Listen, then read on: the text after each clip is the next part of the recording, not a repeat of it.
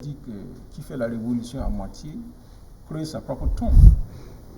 Donc, si vous prenez le pouvoir, vous dissolvez l'Assemblée nationale, et puis vous laissez les collectivités territoriales telles qu'elles sont, mais ça vous exposez, n'est-ce pas, comment je vais dire là, à la furie des politiciens qui vont se réfugier derrière ces collectivités territoriales. Imaginez une ville comme Ouagadougou, n'est-ce pas? On laisse les collectivités territoriales en place. Mais ils peuvent nuire, ils peuvent porter une entrave au fonctionnement du régime.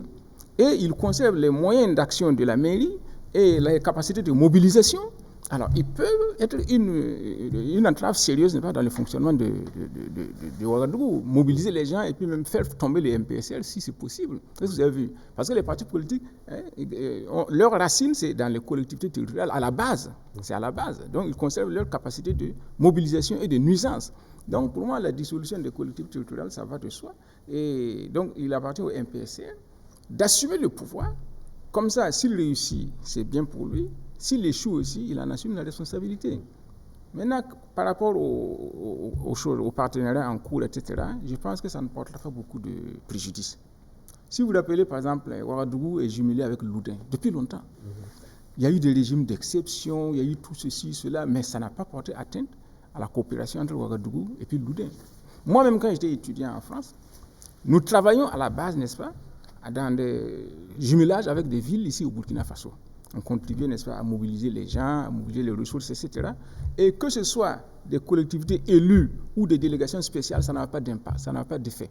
Parce que ceux qui travaillaient à la base... Combien de mairies sur les plus de 200 qu'on a, combien de mairies ont des jumelages avec des oui, non, c'est un exemple que je prends, puisque vous avez parlé de partenariat. Je prends un exemple, mais parce que ces gens qui travaillent d'abord pour les populations, avant que ce ne soit pour les élus ou des non-élus.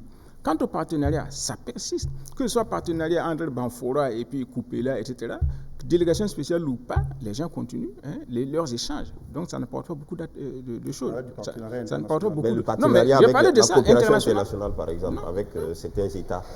Non, mais écoutez, des communes qui appuient les communes. Oui, ça peut avoir un effet, mais je ne crois pas que ce sera un effet si important que cela, parce qu'après tout, c'est la structure qui compte. Voilà. Que vous appelez la structure République populaire ou République islamique ou ci ou cela, ça n'a pas beaucoup d'impact, c'est la structure qui compte. Est-ce que vous avez vu? Bon, c'est vrai qu'il peut avoir un effet, mais je ne crois pas que ce soit si important que cela. Là où ça peut avoir un effet, il peut avoir un effet secondaire aussi, c'est sur le plan juridique. Parce que vous avez des textes qui disent que c'est le maire qui doit signer, ou c'est le premier adjoint du maire, ou c'est ceci ou cela. Maintenant, dans cette situation-là, on fait quoi? Il n'y a pas de maire, il n'y a pas de premier adjoint, etc. Donc, qui signe? Voilà. Bon, là, il faudrait qu'ils adoptent un texte pour dire maintenant qu'à partir de la dissolution des collectivités territoriales, telle fonction dévolue à tel élu devrait être assumée par tel ou tel. Parce que vous savez, il y a des plaideurs de mauvaise foi. Donc, il va de soi que c'est une délégation spéciale maintenant. Et que les fonctions dévolues au maire revient au délégué spécial. Il y a des gens qui vont dire, parce que c'est le délégué spécial qui a signé et que ce n'est pas le maire, que l'acte n'est pas valable. Juridiquement. Puisque les textes disent que c'est le maire qui doit signer. Est-ce que vous avez vu? Et vous aurez des magistrats incompétents pour ne pas aller au-delà des choses et dire qu'effectivement, ce n'est pas le maire qui a signé, donc ce n'est pas valable.